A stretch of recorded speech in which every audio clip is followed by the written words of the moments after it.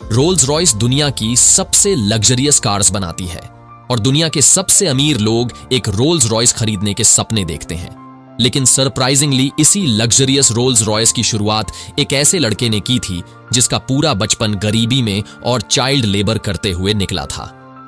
कहानी की शुरुआत होती है 1863 में। इंग्लैंड के एक छोटे से गांव में जन्म होता है हेनरी रॉयस का। जब रॉयस केवल 4 साल के थे तभी उनके फादर का बिजनेस बर्बाद हो गया और पूरी फैमिली सड़क पे आ गई। लेकिन ये तो केवल प्रॉब्लम्स की शुरुआत थी। इसके बाद महज 9 साल की उम्र में रॉयस ने अपने फादर को हमेशा के लिए खो दिया, जिस कारण उनकी मदर को मेड का काम करना पड़ा और रॉयस न्यूज़पेपर डिलीवरी करने लगे। अब तक रॉयस का फ्यूचर डार्कनेस से भरा हुआ था, लेकिन 14 साल की में उनकी लाइफ में एक टर्निंग पॉइंट आया। उनकी एक आंटी ने हेनरी में पोटेंशियल देखा और वो ग्रेट नॉर्दर्न रेलवे कंपनी में गई और वहां पर 20 पाउंड पर येनम देके रॉयस को एज अ अप्रेंटिस ज्वाइन करवा दिया। अगले 3 सालों में रॉयस ने दिन रात एक कर दिए, दर्जनों बुक्स पढ़ के और फैक्ट्री में प्रैक्टिकली काम करके कॉर्पेंट्री, मैथ्स और सबसे इंपॉर्टेंट इलेक्ट्रॉनिक्स का काम सीखा और 17 साल की एज तक वो एक फुल्ली कैपेबल मैकेनिक बन चुके थे। 21 साल की एज आते तक वो मैक्सिम वेस्टर्न नाम की कंपनी में एज अ इंजीनियर काम कर रहे थे, लेकिन फाइनेंशियल डिफिकल्टीज के चलते ये कंपनी बंद होने वाली थी। ऐसे में रॉयस के पास कई और कंपनी में जॉब लेने का ऑप्शन था, लेकिन उन्होंने अपनी खुद की इलेक्ट्रिकल इंजीनियरिंग कंपनी खोलने का फैसला लिया। उन्होंने अपनी 20 पाउंड्स की सेविंग्स यूज की और मैनचेस्टर में एक छोटे से ऑफिस स्पेस से शुरुआत की, FH रॉयस एंड कंपनी की। उन्होंने अपने एक दोस्त अर्नेस्ट क्लेम को एज अ पार्टनर भी ज्वाइन करा लिया। इनिशियली सरवाइव करने के लिए रॉयस को जो भी काम मिला उन्होंने किया, जैसे सुइंग मशीन रिपेयर करना, इलेक्ट्रिकल फिटिंग्स करना वगैरह। लेकिन फिर रॉयस ने देखा कि टाइम के साथ साथ इलेक्ट्रिकल लाइटिंग्स और फिटिंग्स की डिमांड बहुत बढ़ती जा रही है। इसीलिए उन्होंने आर्क लैंप्स, बल्ब होल्डर्स और इलेक्ट्रॉनिक डोरबेल की मैन्युफैक्चरिंग का काम चालू कर दिया और इसी काम ने कंपनी की किस्मत बदल दी। सन 1900 तक कंपनी की सेल्स 20,000 पाउंड्स क्रॉस कर गई थी। 38 की एज में रॉयस की एक फैमिली थी और वो एक बहुत बड़ी फैक्ट्री बिल्ड करने का प्लान कर रहे थे। सब कुछ अच्छा चल रहा था कि तभी कहानी में एक ट्विस्ट आता है। 1901 में जर्मन और अमेरिकन कंपनीज ने ब्रिटिश इलेक्ट्रॉनिक्स मार्केट में एंट्री ले ली और कंपटीशन एकदम से बढ़ गया और इलेक्ट्रॉनिक्स इक्विपमेंट के प्राइसेस काफी गिर गए। पूरी कोशिश के बाद भी रॉयस का बिजनेस क्रैश करने लगा और इतनी मेहनत से बनाए हुए बिजनेस को फेल होते देख रॉयस की फिजिकल और मेंटल हेल्थ तेजी से खराब होने लगी। जब रॉयस ने डॉक्टर को कंसल्ट किया तो उन्हें एक सिंपल एडवाइस मिली। रॉयस को ठीक होने के लिए रॉयस को फ्रेश एयर में रहने की जरूरत थी। साथ में उन्हें एक कार खरीदने की सलाह दी गई ताकि वह अपनी बॉडी को बिना स्ट्रेन दिए ट्रेवल कर सकें। रॉयस ने एक वेकेशन लेके खुद को ठीक किया और फिर डेकोविल नाम की एक फ्रेंच मेड कार भी खरीद ली।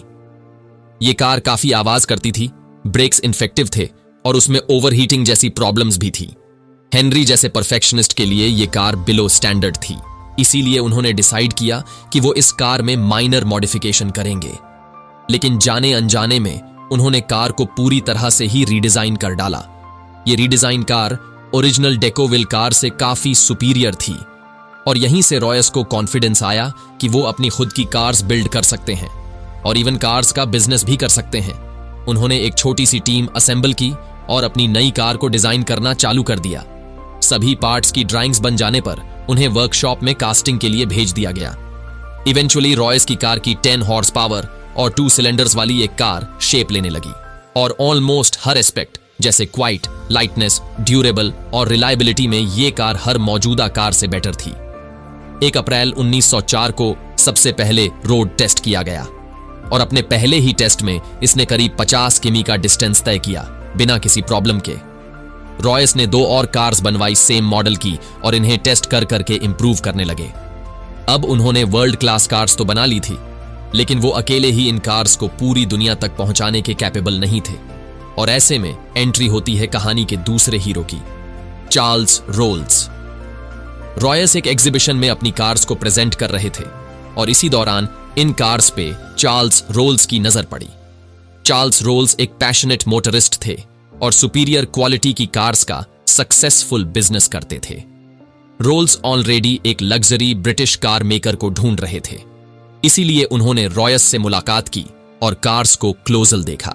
और वो रॉयस से इतना इंप्रेस हुए कि बाद में उन्होंने अपने एक बिजनेस पार्टनर से कहा कि उन्होंने वर्ल्ड के ग्रेटेस्ट इंजीनियर को ढूंढ लिया है।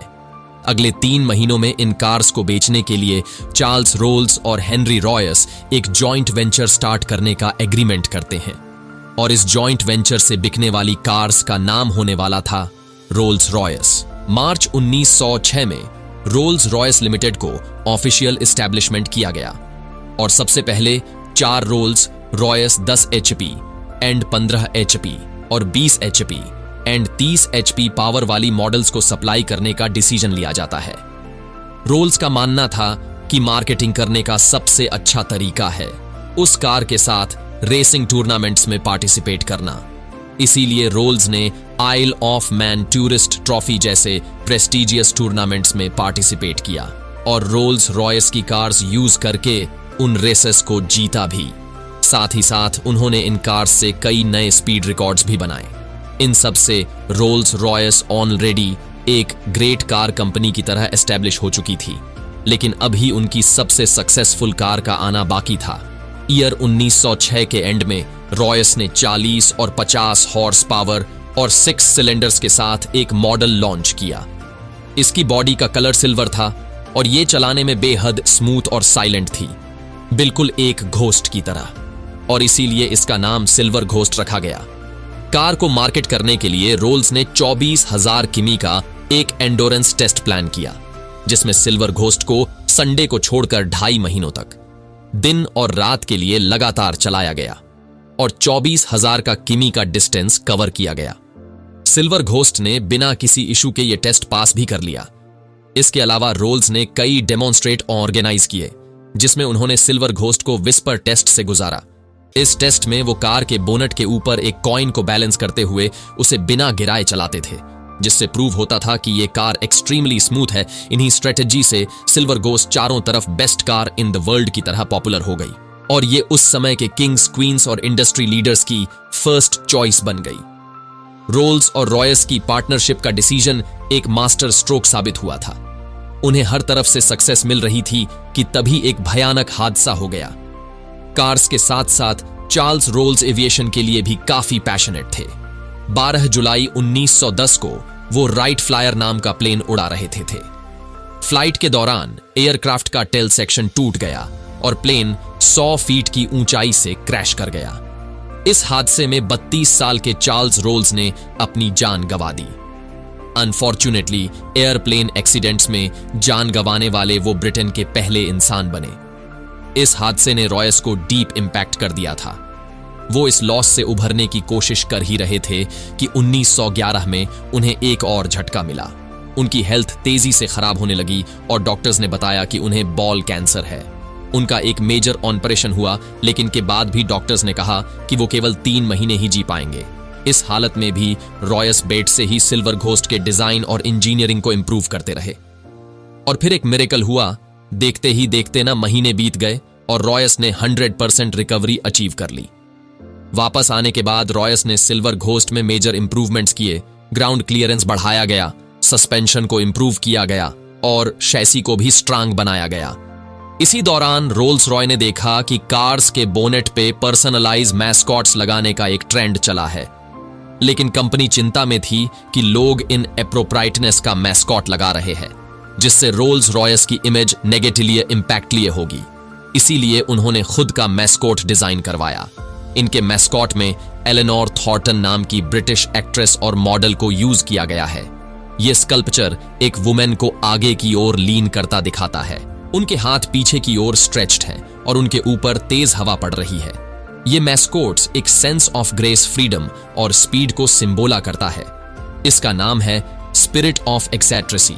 एक्सेट्रेसी का मतलब है ओवरवेलमिंग हैप्पीनेस। इन सभी इंप्रूवमेंट्स के चलते रोल्स रॉय की सेल्स और प्रॉफिट्स एक्सपोशियली ग्रो कर रहे थे। 1913 तक उनका प्रॉफिट 90,000 पाउंड से भी ज्यादा हो चुका था। और ब्रांचेस को इंटरनेशनली एक्सपेंड करने के भी प्लान्स थे। लेकिन फिर से कुछ ऐसा हुआ जिसने रोल्स रॉयस को ऑलमोस्ट बर्बाद कर दिया। वर्ल्ड वॉर 1 1914 में वर्ल्ड वॉर 1 की शुरुआत हुई, लेकिन रोल्स रॉयस इसके लिए तैयार नहीं थी।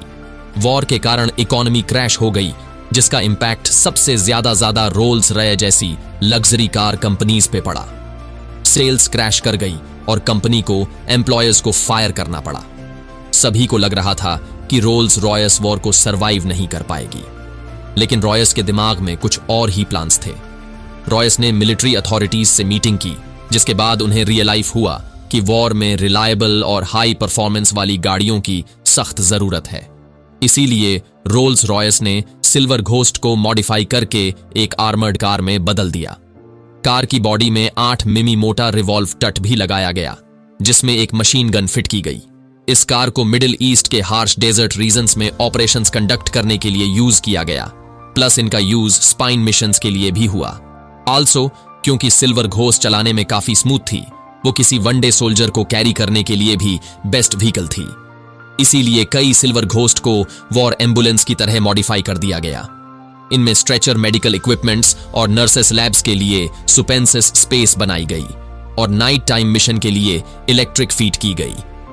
इन एम्बुलेंसेस ने हजारों जिंदगियां बचाई। फाइनली अपनी लग्जरी फीचर्स के कारण वॉर के दौरान रोल्स रॉय कार्स को high ranking officers, diplomatic missions और किंग मैसेंजर्स के द्वारा भी यूज किया गया। मिलिट्री के साथ क्लोजली काम करते वक्त रोल्स रॉय को रियलाइज हुआ कि ब्रिटिश अपने एयरप्लेन इंजन्स के लिए फ्रेंच कंपनीज पे हैविली डिपेंडेंट थी और गवर्नमेंट डेस्परेटली चाहती थी कि कोई ब्रिटिश कंपनी ही उन्हें इंजन सप्लाई करे।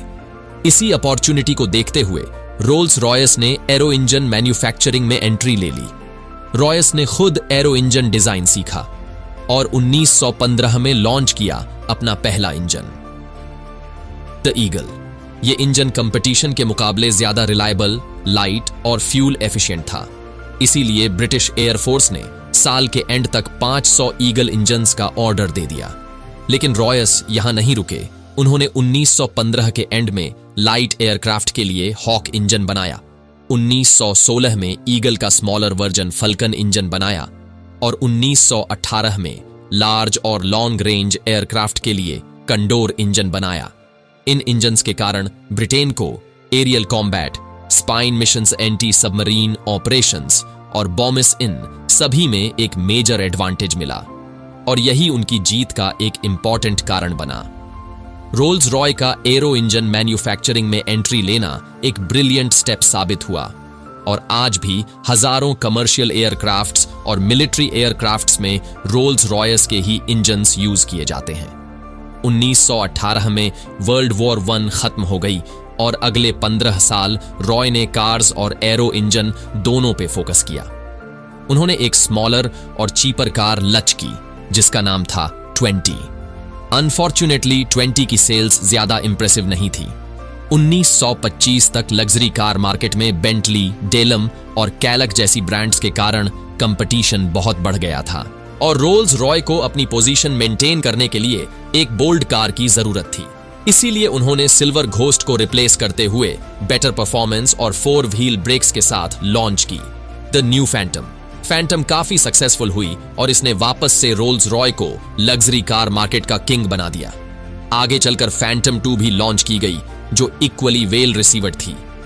1931 में रोल्स रॉयस ने बेंटली को एक्वायर कर लिया जो बैंकर पट होने वाली थी और इसके बाद रॉयस ने डिजाइन की एक और आइकॉनिक कार बेंटली 3.5 लीटर जो रोल्स रॉयस और बेंटली इन दो ग्रेट ब्रांड्स का एक सक्सेसफुल ब्लेंड था। लेकिन अनफॉर्चुनेटली रॉयस कभी भी इस कार को अपनी आंखों से नहीं देख पाए। 22 अप्रैल 1933 को 70 साल के सर हेनरी रॉयस ने अपनी आखिरी सांसें ली कार के प्रोडक्शन से कुछ ही महीने पहले। सर हेनरी रॉय की डेथ से लेकर आज तक रोल्स रॉय ने कई अप्स एंड डाउन्स देखे।